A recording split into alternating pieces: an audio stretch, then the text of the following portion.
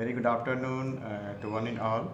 So in this lecture, we will see a very important, very important section for the disaster preparedness and planning, which will really help us to get rid from the disasters happens.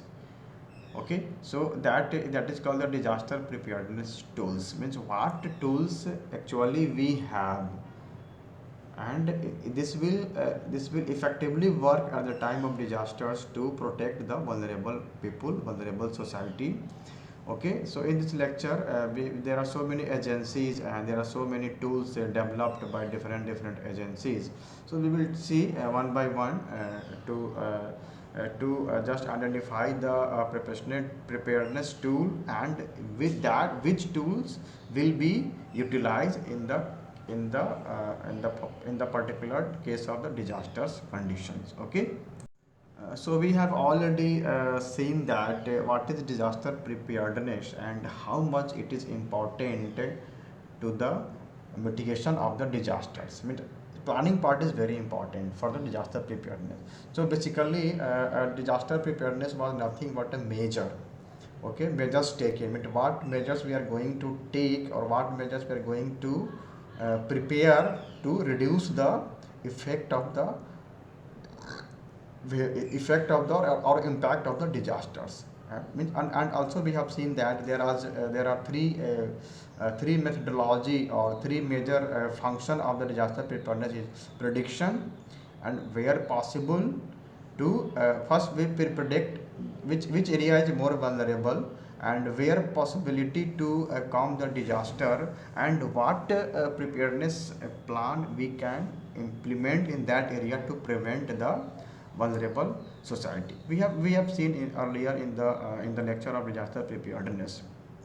So basically, disaster preparedness is a tool, or we can say this is a platform, such type of platform where we can create or design a effective and realistic efforts with the coordinated planning of the different stakeholders of the society to reduce the impact of the disaster, and it also help us to neglect the duplication of the disaster preparedness at the time of disaster. And this will help us, mean disaster preparedness will help us to overall enhancement of the village level पे, district level पे, national level पे और international level. I mean at different levels, it will help us to provide a platform where we can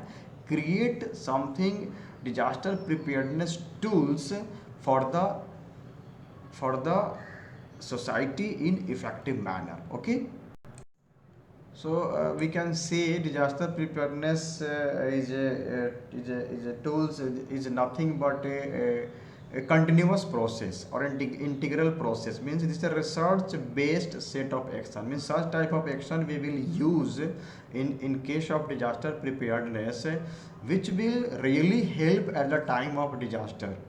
ठीक है, ऐसा नहीं कि हमने अपने मन से कुछ भी एक प्लान बना लिया कि ठीक है this action will help at the time of disaster, ठीक है, और हमने उस पर वर्कआउट नहीं किया। मीन्स हमने उसको आइडेंटिफाई नहीं किया कि really it will work at the time of disaster और not.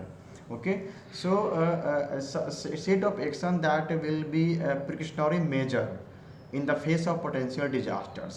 Okay, and this action will be at physical level also, and the planning level also. Mean training for that disaster preparedness, whatever we have done for emergency action. So physically and at planning level, means practice level, physically preparation and practicing with those preparedness plan will help us to give the better disaster preparedness tools or plan. So for this generally we use 4 steps or 4 phases of disaster preparedness. First is the mitigation, then preparedness, response and recovery. Okay, now come to the tools which we will discuss in this lecture. So first, disaster preparedness tools is the international federation approach. Means whatever the international agency we have created, or they have created, or they have designed.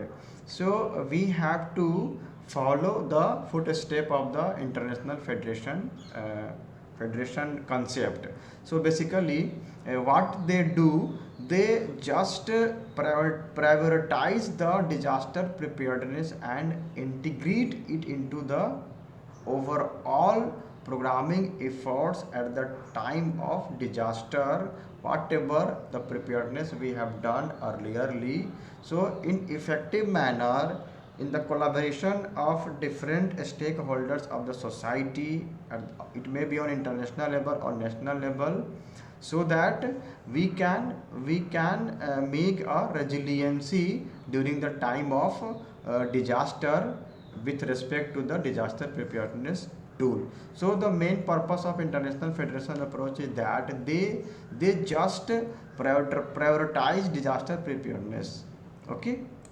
The second preparedness tool is community preparedness. The main aim of this community preparedness is that whatever preparedness plan we have, so our main aim is to the people or society uh, which was affected in the disaster get back to normal condition within a short time period. So this is our main aim.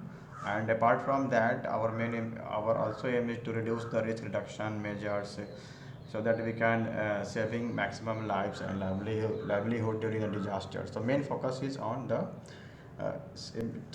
normalcy within a short time period.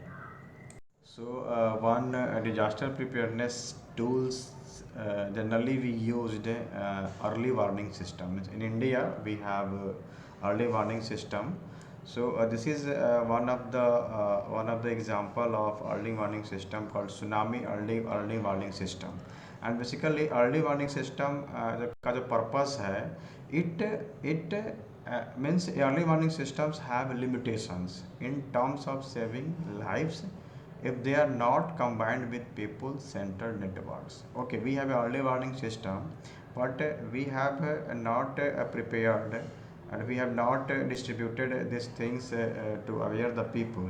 So definitely we will not save the lives at the time of disaster. So this is one of our example of a tsunami early warning system. So just there is a description given here how early warning system works when earthquake or any vibration comes in the ground. So this is one example of early warning system, in which there is a setup called tsunami detector. Then we will use the buoyancy transmitter buoyancy, and there definitely there will be a station to record the signal, so that we can inform the people before disaster. And there is a satellite which sent the information to the corresponding station. So basically, when there is a vibration, or there is any strike of high amount of energy to bed of the ocean, so millions of tons of water are suddenly pushed upwards and sinks dramatically downwards. I mean, there is a vibration in the system, thus generating a powerful wave. So, I mean, somehow the wave was created by the vibration in the ocean crust or ocean system. So there is a tsunami detector, a sensor on the ocean floor, which will measure the water pressure. Okay, so in deep water, this wave travels at extremely high rates of speed. Okay, the wave can be identified by a tsunami detector, and then it will transmits a warning via satellites. Okay, so in this way we observe the information before the tsunami or before the earthquake there is something heavy mass is going to strike in our vicinity. So we have seen how early warning system works, and we, after getting the information just before 15 minutes from the heavy mass or before any disasters, the endangered society or people get informed. Okay, so India is having a early warning system, and the Indian has the responsibility to provide tsunami advisories to Indian mainland and the island regions. And also there is a advisory called RTSPS. It is acting. Also, it provides the tsunami advisory to the Indian Ocean rim countries along with the Australia and Indonesia. I'm just informing you how it works, and from where we have to utilize this early warning system. In recent years, early warning system have been prepared for the heat waves and flooding as well. And currently, the uh, the early warning system for earthquake is also the work on the early warning system for earthquake is going on. The IIT Roorkee professors has got the project to complete for the early warning system of the earthquake. Okay. So next preparedness tool is Better Programming Initiative called BPI. So basically, this is an impact assessment tool developed by the International Federation and adopted from the local capacities from Peace Project called LCPP. So basically, the BPI means Better Programming Initiative was born of the conviction that in communities affected by violence, well-planned humanitarian aid can support local capacities for recovery and reconciliation. So this was the concept which initiated the creation of Better Programming Initiative. So basically, the BPI methodology applies 5 analytical steps. Okay, we will see. Okay, so the Better Programming Initiative, what are the 5 analytical steps? So first one is the context analysis. Means first we will identify and prioritize the divisions and connector that characterize the context. Means whatever the context is required or will be required for the disaster preparedness part, first we will identify and just prepare the priority list wise. We will finalize first we will do this thing these things, then means we will go for better program initiative. So basically the first methodology is context analysis. Then aid program descriptions means it will describe planned action in details: why, where, what, when, with whom, by whom, and most importantly how is aid being offered. So these are some questioning we will prepared for the better programming initiative, and it will help us to describe the planned action in fully details part. Okay. Then next come the impact identification. Means consider whether aid will reinforce or weaken the division and connectors. Okay. So means this is a judgment tools ki where whether we are going to apply this better program initiative methodology, it will work or not, in which in which side of area it will work. It will after getting after implementing this methodology, it will be reinforcing or enhancing our situation or going to weaken the situation. So it will make impacts through both its material consequences, means how its distribution affects existing inequalities and divisions in society, and also symbolic consequences like who it legitimated the delegitimizes. Means there are so many terminology we can use for the better impact identification. So we can go for the some symbolic things or some material consequences like how much inequality we are going to we are going to distribute for the different divisions of the whatever we have just created the priorities in the context analysis. Okay, then there is a option means here we will do some brainstorming program with the peoples or with the group of the people. Means for each impact identified in the all the previous steps, the brainstorming programming option will be there, and it will decrease the negative and reinforce positive impact. Definitely, if we are going to implement some things, something new in the society, so it's better to just take one review from the society. Okay, so it will reduce the our negative consequences, negative parts, and definitely we will enhance our system whatever we are going to implement to the society. Okay, so option there will be there for the brainstorming session will help us to better programming initiative methodology. And last one is the repeat the analysis, means whatever the context analysis we have done, change rapidly as do constraints and opportunities for ad programming. Analysis must be updated as frequently as the project cycle permits. Means whatever we have methodology we have adopted for the better programming initiative, so we have to analyze all the things in a regular basis. And something is some methodology is very important, come out very importantly to the society, then we can go for the repetition of the that methodology. Okay, so next preparedness tool is vulnerability and capacity assessment called VCA. We have already seen in details about the VCA. So basically it was the tools to gauge people exposure to and capacity to resist natural hazards. And it was an integral part of disaster preparedness, and it contributes to the creation of community-based disaster preparedness program at the rural and urban grassroots level. So we have seen in the very details, and we have also discussed in the VCA there was some aims of VCA. So the main aim of this VCA was to create a community-based disaster preparedness program.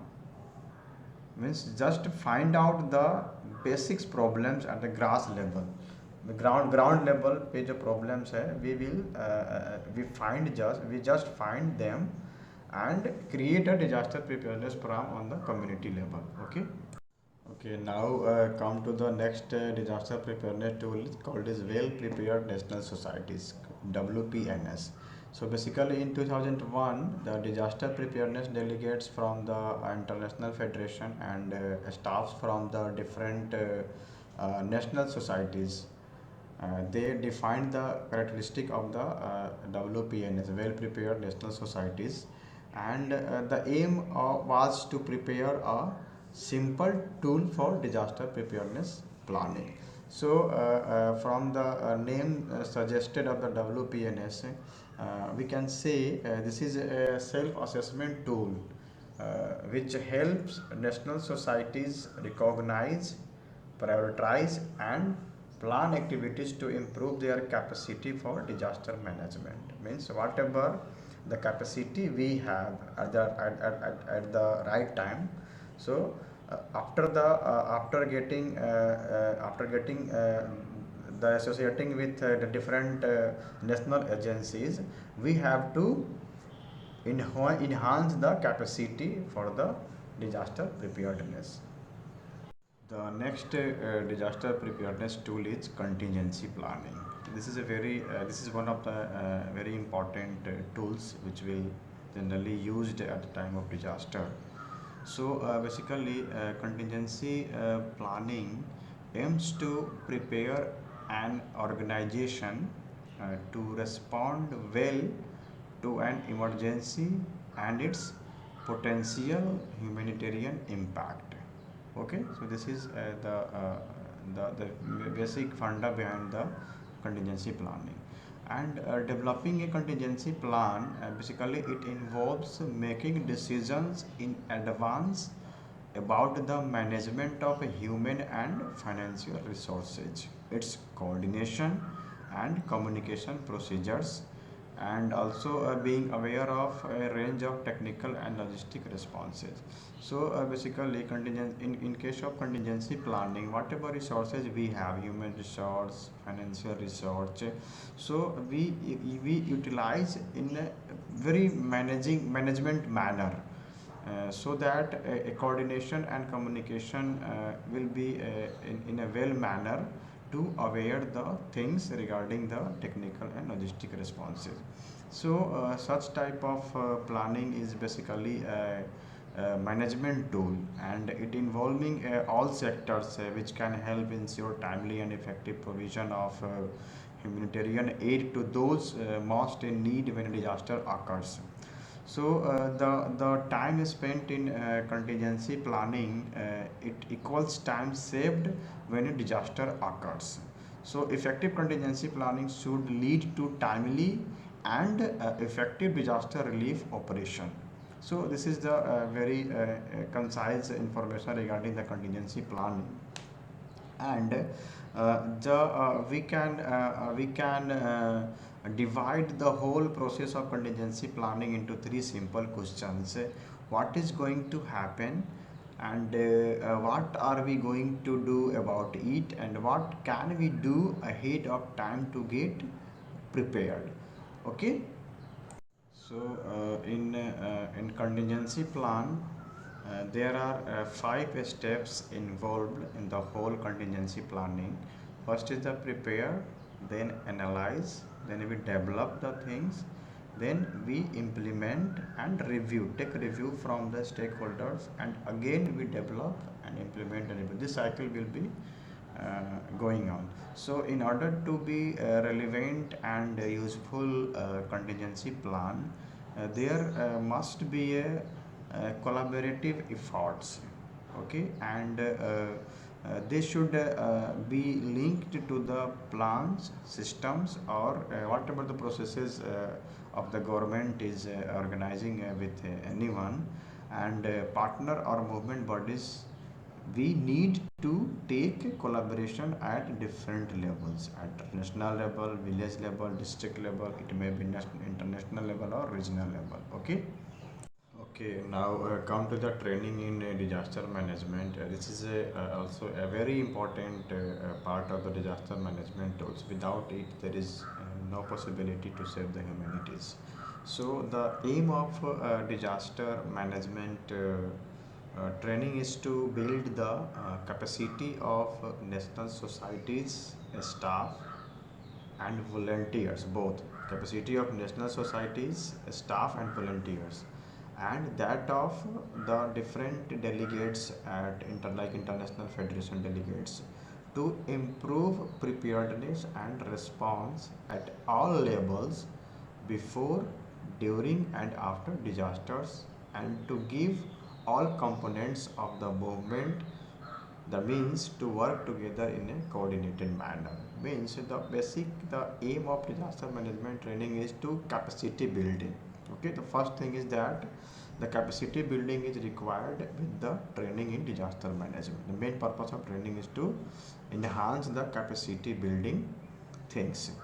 Okay, so for that we have to include all the staffs and volunteers at different levels of the country, so that we can we can make a very good capacity building things against the disaster. And for that we need the coordination of each and every authority, so that our response at the time of disaster, before disaster, during the disaster will be a very coordinated manner. Okay, the focus of disaster management training is generally on improving the technical skills of the participants, whatever so because there are so many participants in the any training program, so what skills a particular person is having, But what skill is he or she is possesses, then we will focus on that, and that technical skill will try to improve, so that we can better utilization of.